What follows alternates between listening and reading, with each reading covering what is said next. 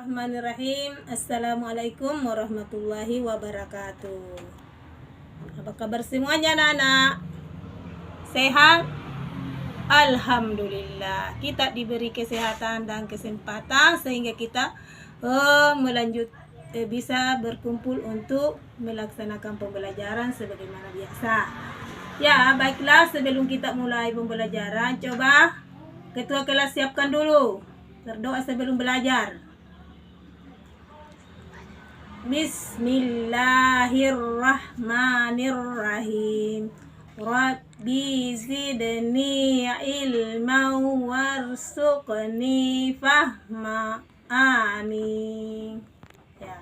Coba dengarkan nama saya absen dulu. Nur Inaya, Nur Aini, Nur Rizky. Ya, sudah. Jadi sebelum kita memasuki pembahasan pada hari ini, bagaimana kondisi masyarakat Mekah sebelum Islam? Nah, bagaimana kondisi kepercayaannya? Masih ada yang ingat? Ya, masih. Kalau kondisi sosialnya, ada yang bisa menjelaskan? Wah, ya bagus. Kondisi ekonominya? Ya, semuanya bagus. Berarti pada pertemuan yang lalu sudah dipahami pembelajaran itu. Jadi pertemuan kali ini kita membahas tentang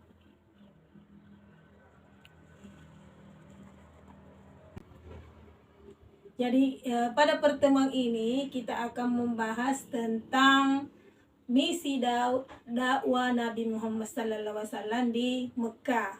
Ya. Jadi setelah pembelajaran ini kalian itu harus dengan tujuannya yang pertama adalah kalian mampu menjelaskan bagaimana permulaan dakwah Nabi Muhammad SAW di Mekah. Nah, yang kedua, apa prioritas dakwah Nabi Muhammad SAW berdakwah di Mekah. Yang ketiga, apa yang terkandung di dalam surah Al-Mudaththir ayat 1 sampai 7 ya.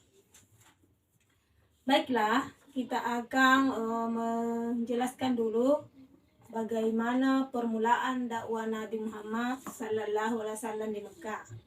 Adakah yang bisa menjelaskan? Belum ya. Kalau belum, coba kita ibu dulu menjelaskan. Perhatikan semuanya. Yang pertama, adapun permulaan awal Nabi Muhammad SAW itu berdakwah berawal ketika Nabi Muhammad SAW berumur 40 tahun. Nabi Muhammad itu sering mengasingkan dirinya. Ya, di mana itu? Di Gua Hira. Tahu itu Gua Hira? Di mana itu Gua Hira? Ya, itu di Mekah.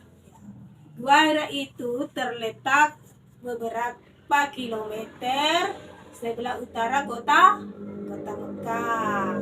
Disitulah Nabi Muhammad SAW itu bertahanus atau mengasingkan dirinya. Ya. Pada suatu waktu Nabi Muhammad itu pergi bertahanus di Gua Hira, tiba-tiba datang malaikat Jibril untuk menyampaikan wahyu. Ya. Wahyu yang pertama turun. Ya. Ada yang tahu wahyu yang pertama turun? Wah ya, surah Al-Alaq ayat 1 sampai 5. Ya. Surah ayat pertama turun adalah ayat 1 sampai 5.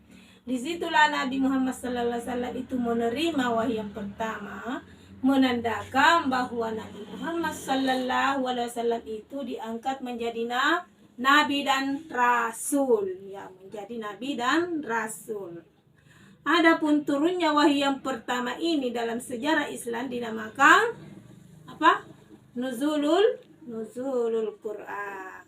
Jadi turunnya wahyu yang pertama ini pada tanggal 17 Ramadan itu disebut apa?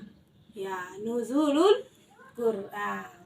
Hari yang pertama turunnya Al-Quran. Disitulah Nabi Muhammad SAW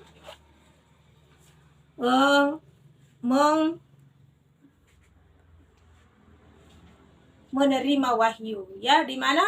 Di gua Hira. Jadi pada selanjutnya Nabi Muhammad SAW itu menerima wahyu yang kedua. Ada yang tahu wahyu yang kedua turun? Surah apa? Ya, surah Al-Mudaththir ayat 1 sampai 7. Jadi turunnya surah Al-Mudaththir ini menandakan bahwa Nabi Muhammad SAW itu diperintahkan untuk melakukan dakwah, ya. Jadi Nabi Muhammad pada waktu itu melakukan dakwah secara sembunyi, ya. Nabi Muhammad melakukan dakwah dari keluarganya dulu. Siapa yang pertama menerima dakwah Nabi Muhammad SAW dari kalangan wanita? Ya, istrinya sendiri. Siapa namanya istrinya? Siti Hadijah, ya. Jadi Siti Hadijah itu adalah wanita yang pertama masuk di Islam, ya. Yang kedua lagi siapa? Ya, yang kedua lagi setelah Hadijah yaitu Ali bin Abi Thalib. Ali bin Abi Thalib itu sepupunya Rasulullah. Dia itu umurnya baru 10 tahun. Jadi Ali bin Abi Thalib itu merupakan anak laki-laki kecil yang pertama masuk Islam. Mengapa? Karena dia umurnya baru 10 tahun. Dari kalangan budak, ada yang tahu? Dari kalangan budak, ya, Zaid bin Harithah. Jadi budak yang pertama masuk Islam namanya Zaid bin Harithah. Kalau dari kalangan sahabat, ada yang tahu? Ya, Abu Bakar As-Siddiq, yaitu menyusul sahabat-sahabat lain kayak Utsman, Umar, dan lain sahabat lagi. Itulah tadi yang pertama-tama masuk Islam. Dalam sejarah Islam apa dinamakan? As-sabiqunal awwalun. Apa artinya as-sabiqunal awwalun? Orang yang pertama-tama masuk Islam, ya. Jadi itulah tadi permulaan dakwah Nabi SAW. Kita masuk ke prioritas. Apa prioritas dakwah Nabi Muhammad SAW? Yang pertama adalah mengajarkan ketauhidan, ya. Di mana pada masyarakat Mekah pada waktu itu banyak menyembah banyak tuhannya. Ada yang menyembah patung, berhala, bulan, bintang, pohon. Bahkan ada yang menyembah leluhur mereka. Ya, makanya Nabi Muhammad SAW datang untuk menegaskan bahwa Allah itu satu. Allah itu esa. Ya. Jadi yang kedua adalah prioritas Nabi menegaskan adanya hari kebangkitan atau hari kiamat, ya. Di mana pada waktu itu masyarakat mereka tidak percaya adanya hari pembalasan, adanya hari kiamat, ya. Di mana pada waktu itu orang kafir Quraisy itu menyatakan bahwa mana mungkin tulang belulang yang sudah hancur dikembalikan lagi seperti semula. Makanya dia tidak percaya kalau ada namanya hari pembalasan. Maka Nabi Muhammad SAW datang itu menegaskan bahwa hari kiamat itu pasti ada, ya. Jadi yang ketiga menegaskan hak asasi manusia. di mana pada waktu itu masyarakat Mekah bertingkat-tingkat, ada bangsawan, ada budak, toh ya. Setelah Islam datang, dia semua itu menata semua kehidupan seperti itu. Dia semua memandang bahwa manusia itu sama semua, tidak ada yang dibeda-bedakan, tidak ada budak, tidak ada majikan, tidak ada bangsawan, semua manusia sama. Apa yang membedakan? Apa? Takwanya yang membedakan. Jadi Islam itu mengajarkan bahwa manusia itu tidak ada yang di atas, tidak ada yang di bawah, semuanya sama. Karena di hadapan Allah itu yang membedakan adalah takwanya. Kalau baik itu takwa, itu berarti derajat tertinggi. Begitu sebaliknya. Ya. Yang ketiga prioritas dakwah Nabi SAW adalah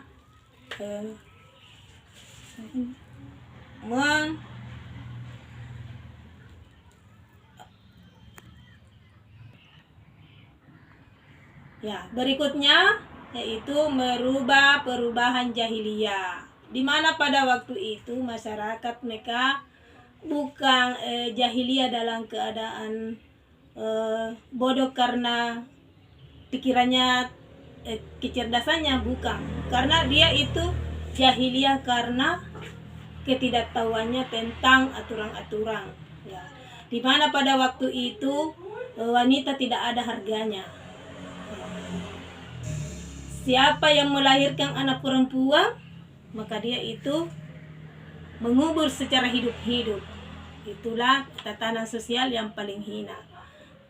Kebiasaannya adalah minum minuman keras, merampok, berzina, berjudi. Ya, itulah keadaan sebelum Islam. Tetapi setelah Islam datang, semua itu dirubah. Tidak ada lagi berzina, merampok, mencuri, apalagi mengubur anak perempuan hidup-hidup. Jadi pada waktu itu derajat wanita itu sudah diangkat. Ya. Seandainya tidak ada itu Nabi Muhammad, kita tidak ada di sini, karena semua anak laki-laki yang lahir dikubur hidup-hidup. Bayangkan itu kalau dikubur hidup-hidup. Ya. Begitulah tentang prioritas dakwah Nabi Muhammad SAW di Mekah. Ya. Jadi begitulah tadi penjelasan tentang misi dakwah Nabi Muhammad SAW. Sekarang kita akan bagi kelompok. Ya, coba kelompok 1. Ini materinya kelompok 1. Bagi dulu 1, 2, 3 kelompok. Kelompok 1 membahas tentang permulaan dakwah Nabi Muhammad SAW. Kelompok 2 membahas tentang prioritas Nabi Muhammad SAW di Makkah, dan yang ketiga adalah kandungan ayat surah Al-Mudaththir ayat 1 sampai 7. Ya, sekarang saya beri waktu 10 menit untuk menarik kesimpulan, berdiskusi dengan teman, menarik kesimpulan tentang pembahasan mereka kalian. Ya, silakan diskusi.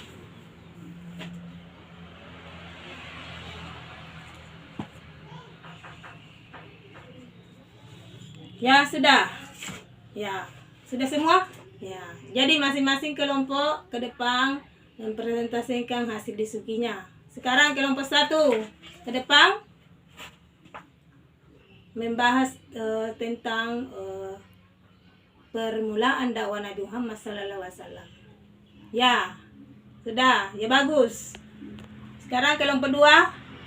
Ya, ini judulnya prioritas dakwah Nabi Muhammad SAW. Ya. Ya, sudah, bagus juga. Sedang kelompok 3. Isi kandungan dalam surah Al-Mudaththir ayat 1 sampai 7.